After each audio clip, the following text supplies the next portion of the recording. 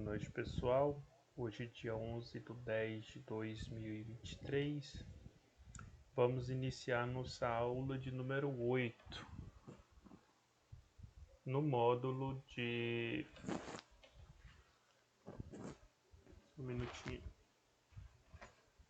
elaboração do orçamento empresarial. Vamos concluir, nossa apostila hoje.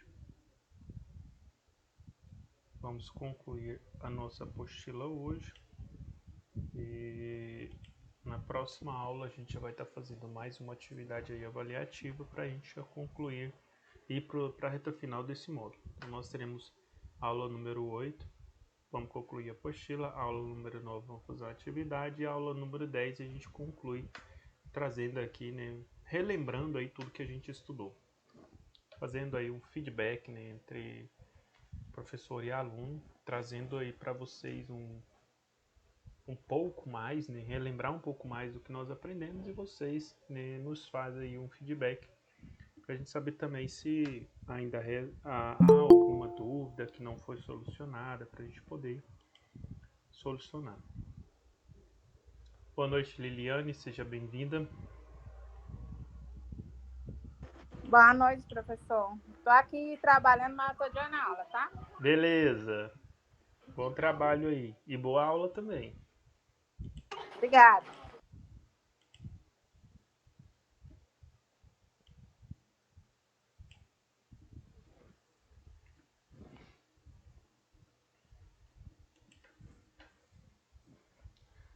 Hoje a gente vai concluir nossa apostila. Ontem a gente falou bastante sobre a elaboração do orçamento empresarial. E hoje a gente vai concluir essa apostila. Eu vou ser bem objetivo. Eu sei que vocês já aprenderam bastante sobre elaborar o orçamento empresarial. Então eu não vou ficar muito preso aqui não. Nós falamos ontem sobre a depreciação patrimonial. Nós falamos sobre o dólar. O dólar tem uma influência poderosa nas empresas. Vamos lá.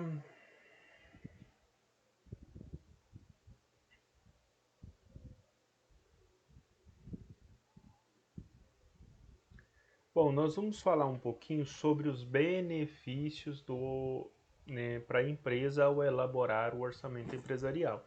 Nós já falamos bastante sobre os prejuízos que uma empresa tem em não fazer.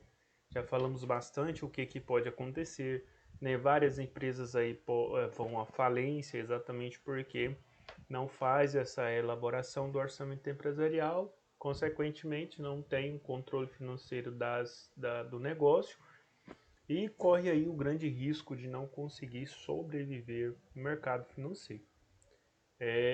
Eu venho falando isso desde o início, Às vezes a empresa sobrevive porque ela tem uma renda muito boa, tem muitos clientes, mas é uma em 1 milhão que consegue sobreviver de forma assim meio desorganizada, essa parte financeira. Não na parte prática ali, não.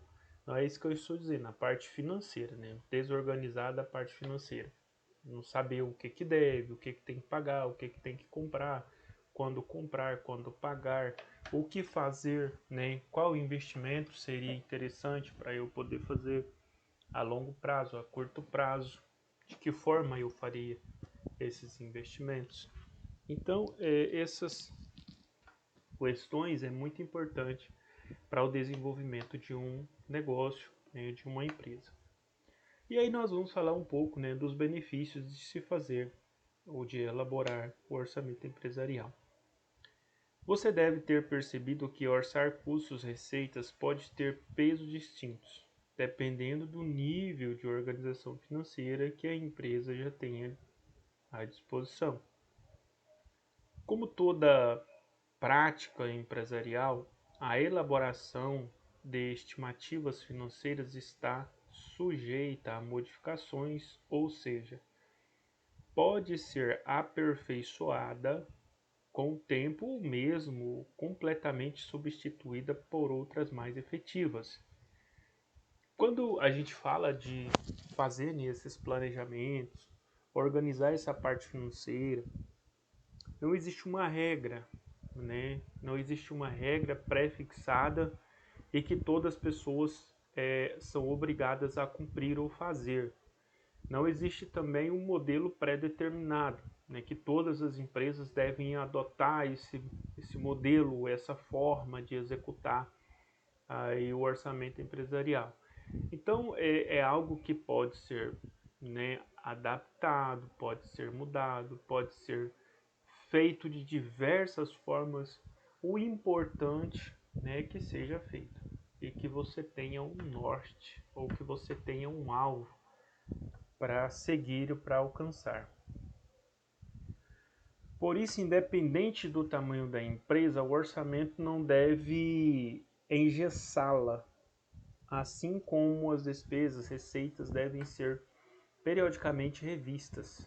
As metas correspondentes devem ser analisadas com considerável antecedência em relação à data de suas realizações. Ah, professor, nós montamos lá, nós fizemos, elaboramos o orçamento empresarial para a empresa. Aí você diz assim, vamos ter que seguir esse planejamento à risca. Não, porque senão fica engessado. Vai acontecer muitos imprevistos. E aí o que a gente tem que ter? Plano de ação. Exatamente para conter algum gasto excessivo, exatamente para liberar verba para comprar uma ferramenta ou uma máquina que surge ali no meio do exercício, né? No meio do ano surge a necessidade. Então a gente vai ter que criar um plano de ação para poder, né, colocar dentro desse orçamento talvez, né, a compra de um equipamento, a contratação de novos colaboradores, manutenção de alguns equipamentos que a gente talvez não esperava que fosse ter ao longo do exercício. Então, quando a gente fala do orçamento empresarial, ele é feito para que a gente tenha um norte, para que a gente tenha uma direção, mas ele não pode ser engessado. Não pode ter falha, não pode ter uma avaria, não pode ter uma situação de emergência, porque tudo tem que ser devidamente planejado. Tá, nós planejamos tudo, nós organizamos tudo, mas uma máquina quebra e nós não esperávamos que ela fosse quebrar. De repente, um colaborador estava passando ali no local e por uma falta de atenção pega um pedaço de ferro ali, joga, né, e acerta na máquina, quebra a máquina. Né? Então, o que acontece? Não esperávamos que ela fosse quebrar. Vai que eu tenho que gastar R$500 mil para consertar essa máquina. Né? E aí, o que vai acontecer? Não foi culpa do funcionário, foi um acidente de trabalho. Né? Às vezes acontece, o funcionário está com uma chave, por exemplo, uma chave de cano. Todo mundo conhece a chave de cano, é uma chave bem grande, uma chave muito forte. De repente o trabalhador está lá arrumando um cano, né, acima das máquinas ali, e de repente por um vacilo aquela chave cai na máquina e aí quebra tudo, né, espedaça, quebra a máquina. E aí, o que fazer? Temos que consertar a máquina. Né? Vai que o conserto da máquina fica em R$200 mil. Nós vamos ter que criar um plano de ação para consertar essa máquina, porque não estava no orçamento. Mas nós vamos ter que colocar. Então a gente tem que criar um plano. O orçamento não pode ser engessado. Não, isso não pode acontecer. Algumas coisas podem acontecer e vão acontecer, né, ao longo do ano.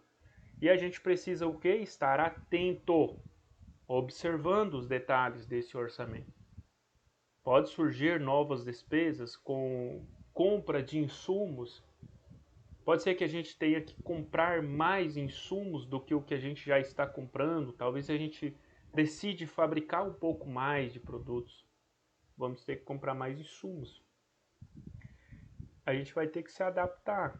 adaptar o nosso orçamento. Então, assim, não é uma coisa que não pode ser movimentada, certo? Imagina se não pudesse mexer, né? Se não pudesse ter ali uma flexibilidade, é lógico que isso tem que ser justificável.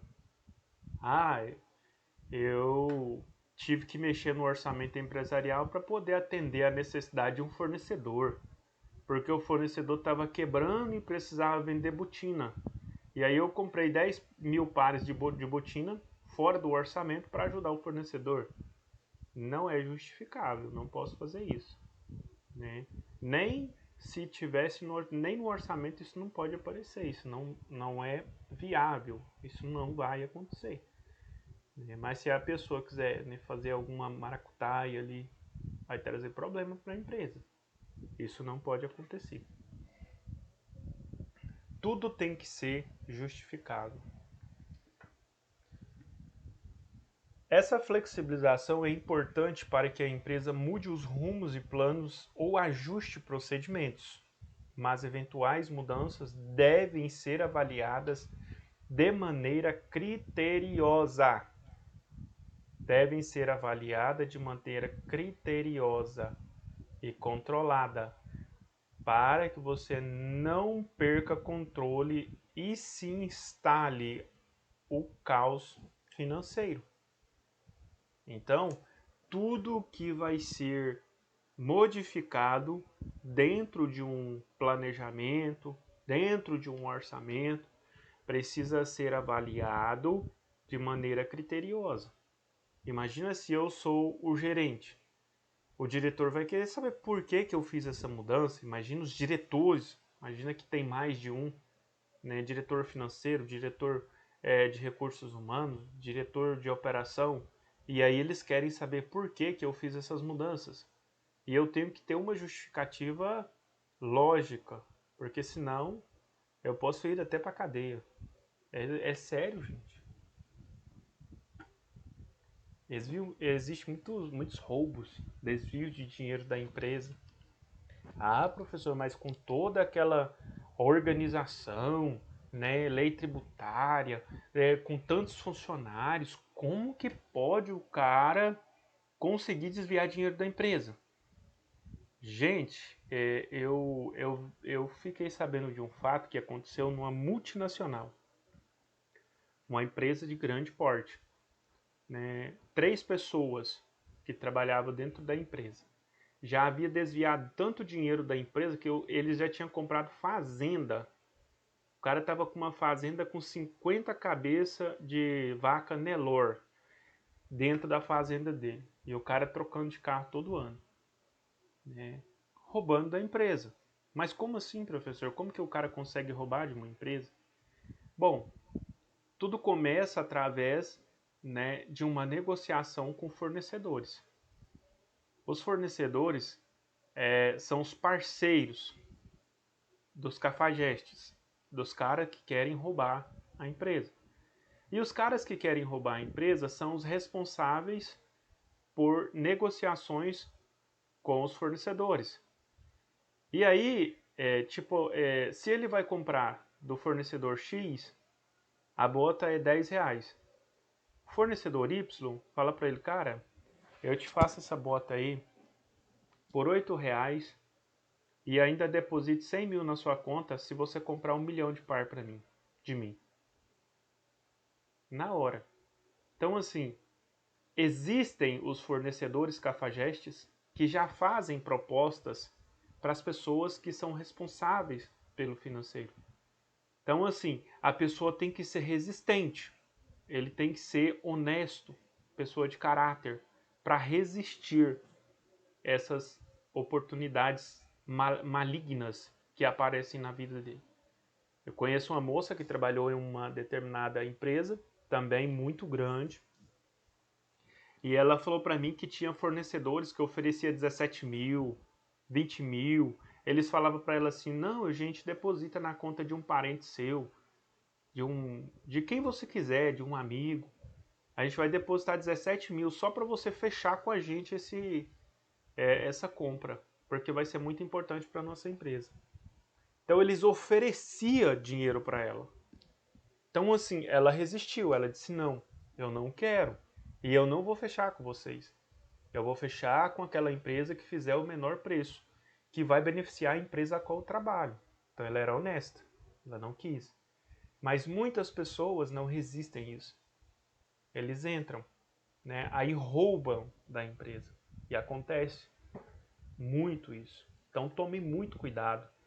Se um dia alguém vir com esse tipo de proposta para você, manda aqui a vergonha na cara. Nossa, você cria vergonha nessa cara sua e eu não vou mais negociar com você.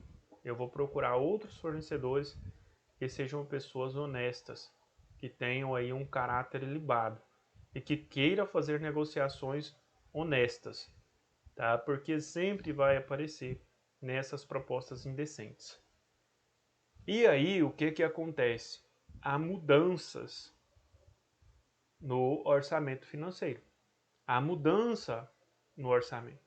E aí a pessoa precisa justificar essas mudanças. E como que ele vai justificar isso? Sabe como que a empresa descobriu que os caras estavam roubando dela? Quando ela fez a fusão. Ela comprou outras unidades que trabalhavam no mesmo segmento, houve-se uma fusão entre essas unidades, e nas outras unidades, os mesmos produtos que eram vendidos na unidade X eram vendidos quase que pela metade do preço do que estava sendo vendido, né? Então, tipo, na unidade XY, estava vendendo pela metade do preço que aqui na unidade X, que é a unidade que os caras estavam roubando. Na hora eles descobriram, falaram, peraí, esse negócio está errado. Como que lá na empresa a gente compra pela metade do preço e aí vocês estão pagando o dobro? Tá errado, esses caras estão roubando. Foi dito e feito, né? Foram atrás, investigaram, descobriu que os caras estavam roubando. Então, os caras já tinham desviado quase 50 milhões da empresa. É uma empresa de grande porte, uma empresa que compra muito. O cara já tinha comprado fazenda, enchido lá de gado, e não era só um, mas eram três. Tinha um deles que tinha roubado 17 milhões da empresa, um só. Vocês têm noção. Então, tem como o cara desviar, né? Só que isso dá cadeia. O cara teve que devolver o dinheiro para a empresa, o cara perdeu os direitos trabalhistas e o cara está respondendo processo.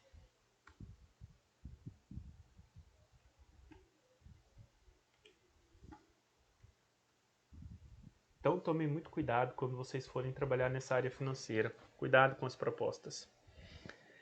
De qualquer forma, é importante destacar os benefícios e os desafios percebidos conforme o grau de maturidade apresentado pelo controle orçamentário nos negócios.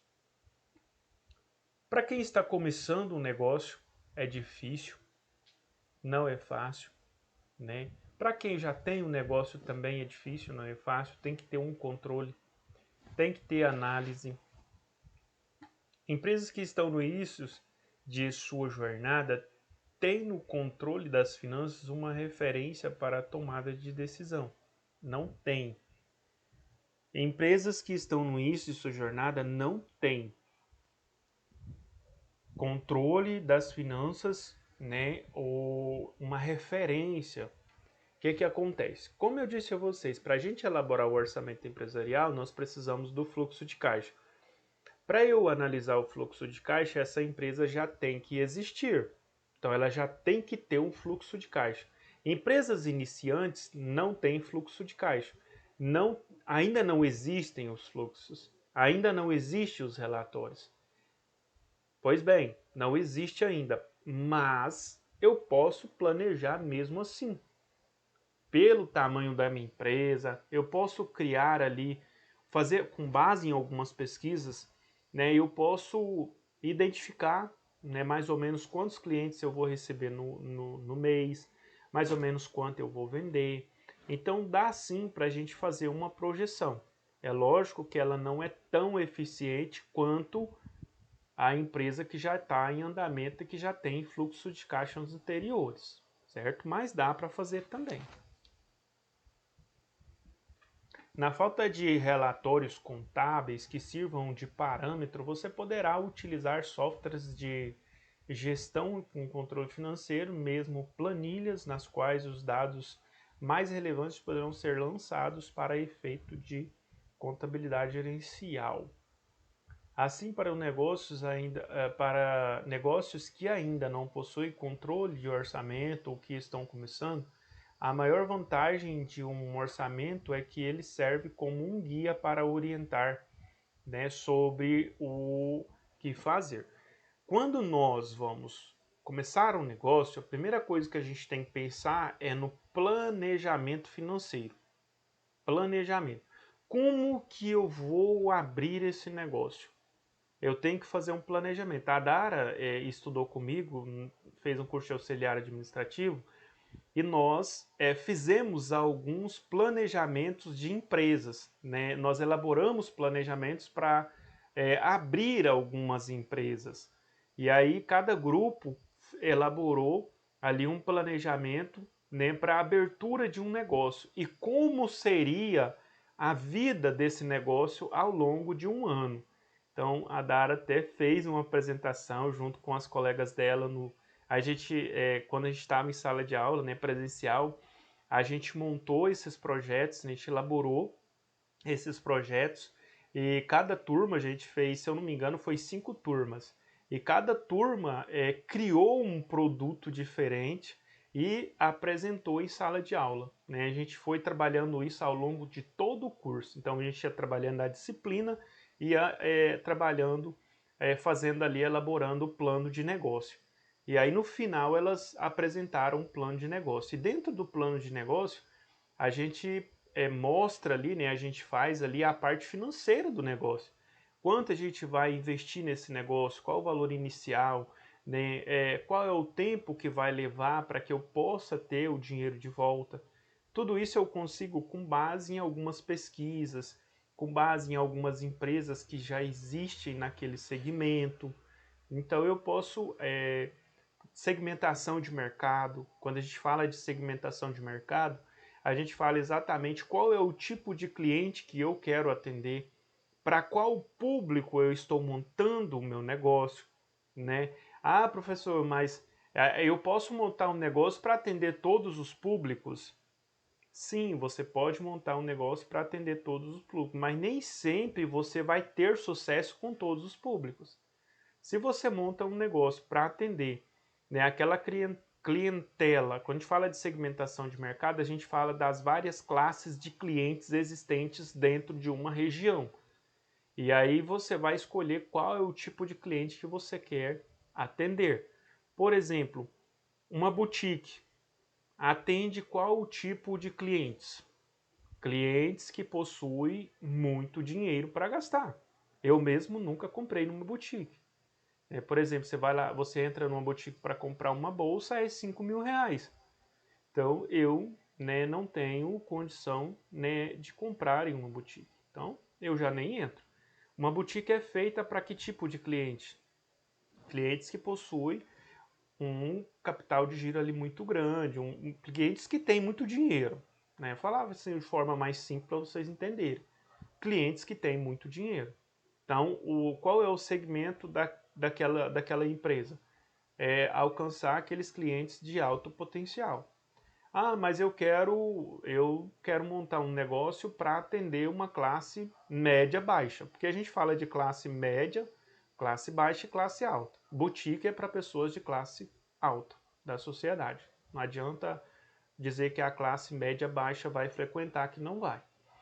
Aí nós temos, né, as empresas aí que são mais para as pessoas de classe média. E se você observar, né, você já entende que é. Por exemplo, tem alguns supermercados que é para a classe média, não é para a classe mais baixa. Por que é para a classe média?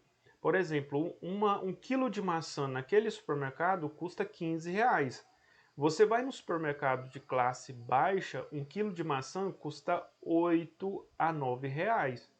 Aí você já entende que aquele mercado, aquele comércio é para pessoas de classe média alta.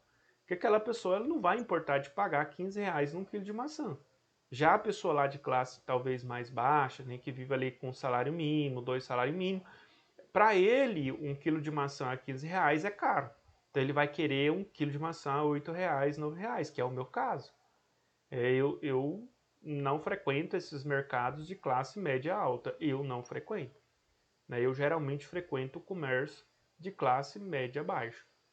Porque eu não tenho condição, nem eu gosto de pagar mais barato nas coisas. Eu não sou muito de querer comprar o negócio lá em cima. E aí a gente faz essa segmentação de mercado para saber qual o tipo de cliente que nós queremos atender. De repente o cara monta um comércio ali na periferia, né, nos bairros mais pobres, e ele vende mais do que aquele cara que montou um comércio lá, né, para os clientes de classe alta, média alta. Né? Então aquele cara está vendendo mais. Só que a margem de lucro dele também é menor, porque os produtos dele é mais barato. Ele vende mais barato exatamente para atender a necessidade daquela classe de pessoas. Então até nisso a gente precisa pensar. Não adianta nada eu montar uma boutique lá nos bairros mais pobres. Né? Eu vou montar uma boutique lá, ela não vou vender. Né? O pessoal vai passar na rua e vai falar: esse cara é doido, montar um negócio desse nesse lugar aqui. Não vai vender nada, o povo aqui não tem condição de pagar pelo preço que esse pessoal cobra nas mercadorias deles.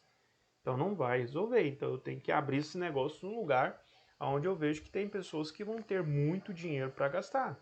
Né? Geralmente boutique é montada, geralmente tem muita boutique nessas cidades maiores, capital, né? Cidade de 100 mil, 200 mil habitantes para cima.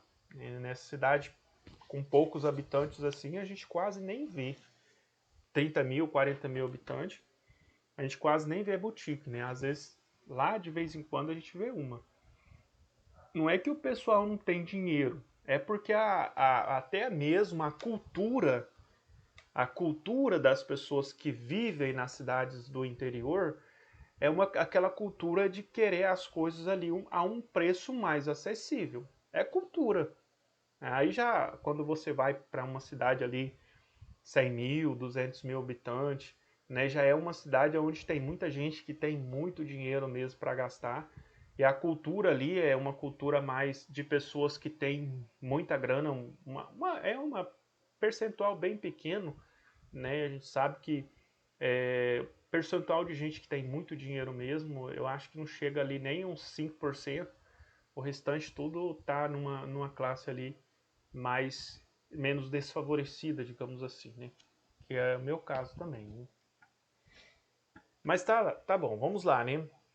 Aí a gente fala, né, dessa questão voltando para cá, né, vai esticando o assunto para outro lado. E aí a gente tem que voltar um pouquinho, né? Aí a gente tem aqui, para quem já utiliza, né, é muito prático, tem as suas dificuldades, mas é prático porque já tem os dados, né, no sistema. E como montar nesse controle financeiro rápido, né? A gente faz uma análise do fluxo de caixa, eu não vou nem ler isso daqui, né? A gente vai fazer uma análise no fluxo de caixa e é com base nos dados que nós vamos encontrar lá, é que nós vamos elaborar esse orçamento financeiro. Aqui está dizendo, né, apure tudo que a empresa ganha. Então a gente vai analisar, isso a gente encontra essa informação lá no fluxo de caixa. A gente tem aqui uma dica que pode ser útil, né, é organizar os seus ganhos por categoria. Investimentos, vendas, ativos móveis. Organize, né, os custos fixos, que é tudo que nós gastamos. Tá lá no fluxo de caixa também.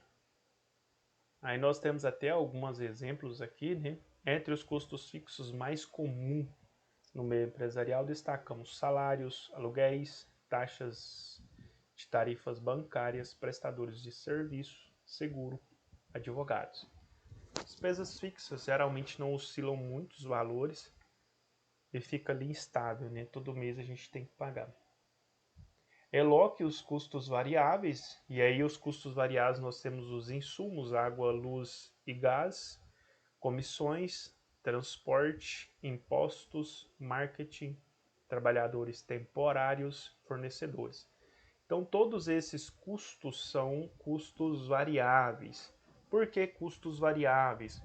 Por exemplo, insumos. Pode ser que no mês eu gasto 10 mil de insumos, no outro eu gasto 15 mil de insumos, no outro pode ser que eu gaste 8. Por isso que é variável, não é fixo todo mês aquele valor. Aí nós temos água, luz, gás, né? Então o gás também, pode ser que o gás fique ali, ature, né? 45 dias, 39 dias, 38 dias. Água e luz também, dificilmente a gente paga o mesmo valor todos os meses, geralmente oscila para cima ou para baixo. Comissões da mesma forma, vendeu mais, a gente paga mais de comissão, vendeu menos, a gente paga menos, então oscila para cima ou para baixo. Aí tem a questão dos impostos, dos transportes. Os impostos nós pagamos mais quando vendemos mais, pagamos menos quando vendemos menos. Marketing, trabalhadores temporários e fornecedores, beleza. Preveja despesas isoladas. E aí a gente tem algumas despesas isoladas, que são aquelas questões que eu disse a vocês, né? São os imprevistos que podem acontecer ao longo do ano. Nós temos obras, reparos ou compra de veículos, mobiliário, computadores. E aí é só organizar, né? Como categorizar o orçamento por atividade. Agora a gente vai organizar tudo isso numa planilha. Algumas sugestões do orçamento nesse sentido é a gente separar os departamentos, a gente fazer uma descentralização para poder a gente elaborar um orçamento para cada departamento, certo? Recursos humanos, vendas e marketing, investimentos ativos financeiros, custos operacionais fixos, custos operacionais variáveis. Então podem observar que aqui a gente dividiu vários setores da empresa para a gente poder elaborar, né, um orçamento para cada setor. Fica mais fácil do que você fazer um pacotão. E depois você tem muita informação dentro de um negócio onde você talvez não consiga controlar. Bom, pessoal, é isso, né? Alguma dúvida, algum comentário?